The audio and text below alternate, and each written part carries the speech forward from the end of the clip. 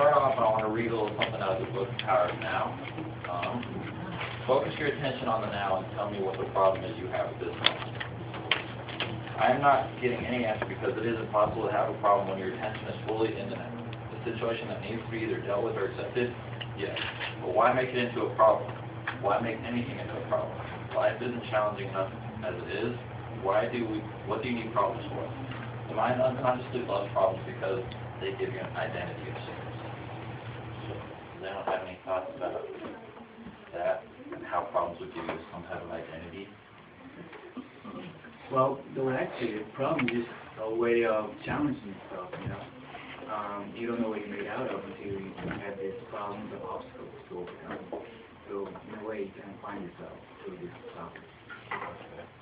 Well, today I'm going to be talking about the Power of Now, this book, and just kind of the challenges that today's world presents, our generation to achieve it. Question to start that off, how many times does everyone in here check like their social media, like Facebook, every day? Instagram, blog, whatever you check, I don't know. Anyone check it every day? Yeah. Anyone check it since they've been in the class? Well, with all these different ways and all, like the social media, and you're kind of living through other people's realities and stuff, how is it possible to achieve your own power now and your own living in your own moment? So to kind of introduce that to anyone that doesn't really know what this is, the Power of Now, to me at least, it was kind of like, it's kind of the transformation of the human conscious to, you have to be ready to be enlightened, basically. And, right, it's like the mentality that you gain from living in this mindset is just realizing what you have right now is the most important thing, and anything that's happening in your past doesn't really affect what you have right now, and what you have in your future, you can't really do anything about it right now. All you have is what you possess right this very second.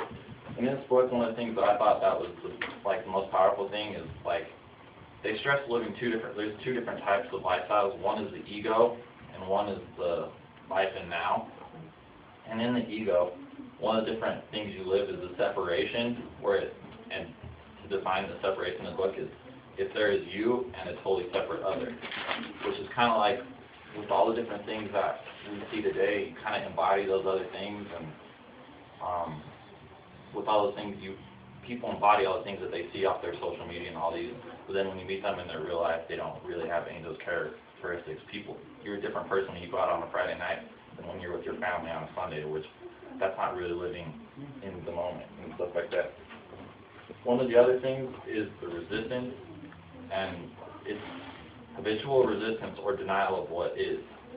That's another thing. Like, if you sit there, all people that live their life to get a retweet from Justin Bieber or something like that, you know what that is going to do for it. You're never going to be like that. So you just should accept what you have right now. And then one of the things in living in the now is the joy of being. And to find that is you are no longer dependent, or you no longer depend for your happiness on the outer world. So you don't need you don't need all that kind of stuff, that the media, the Twitter, the Facebook, and all those types of things that make you happy. And then I have a few methods that the book presents to like kind of help you get in the power of now. And they're just called ways of encouraging transformation. The first one is called watching the thinker. So to do this, basically you have to clear your mind and simply just listen to the voice inside your head. And you don't want to judge what you hear. All you want to do is watch the thought, feel the emotion, and observe the reaction. So, I mean, that's one of the ways to encourage the transformation. And another one is focusing attention on the present. And this is probably the one that I've actually tried the most and has the most impact on me. And to define it is pay close attention to every step, every moment, even your breathing. So that's had the most impact on me, just through even people I've been around. I just notice more things. I remember more things now just because when I'm out, I'm paying attention to more stuff. I'm paying attention to different aspects of people and stuff like that. And it's just, I don't know, it's kind of helping. Even in school and stuff, I'm doing better with remembering stuff and all that kind of stuff. So why does the social media affect our ability to do this? And I think that is defined by the social media gives us an opportunity to read into everybody else's lives and kind of intertwine with our own. You kind of talked about this the other day when you were on your vacation with your daughter and she wouldn't put down her phone for a little while. She needed to look at all her stuff. I think that's because they don't ever been out with their friends, and you look around and every single one of your friends is like updating their status or texting their place, doing all these kind of things. So that kind of breaking the whole definition of living in the now and being present and being aware. And I don't know, it's like people hang out to sit there and do whatever. Do you have a comment? Well, I read a suggestion one time for when you're out with a group, out to dinner or something like that, the way to keep from getting on your phone doing that, tells everyone to stack your phone face down in the pile, and the first one to grab their phone pays. See, me and my friends know that when we're hanging out, it's our time and no one else's time, no Facebook, and that we're just chilling home, whatnot. Yeah. Oh, 2 minutes, sorry.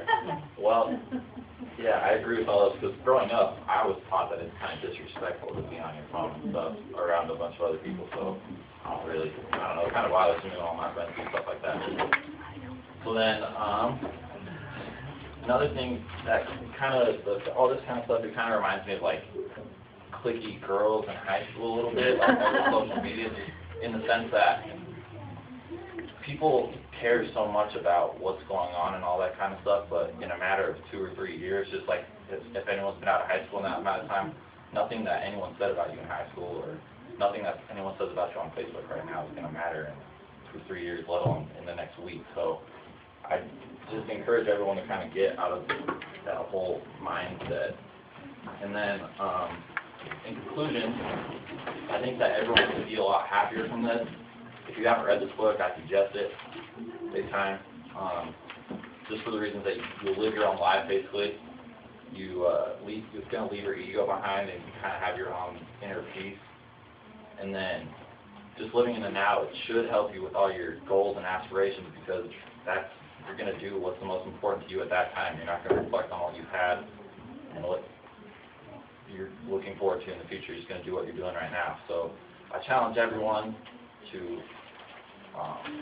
read this book, probably, and then just make your own memories and stop living vicariously through other people.